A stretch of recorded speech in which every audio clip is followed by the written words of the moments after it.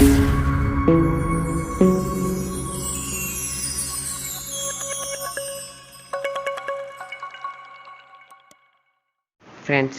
right click the home screen, click on personalize, then a setting theme will open, then click on the colors button just above the lock screen, click on it. Now first check the current theme applied to our PC. It is a light theme applied currently. Now we will check how to convert it into dark theme.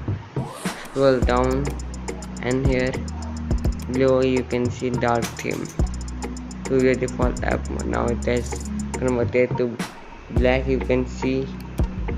Now let's open the task manager file explorer. Let's open it and let's check it out. It has opened. You can see that it is dark mode in your PC. Now let me check you how to start the look. See, it is also looking awesome. So friends, that's all for today. Thanks for watching and subscribe to our channel.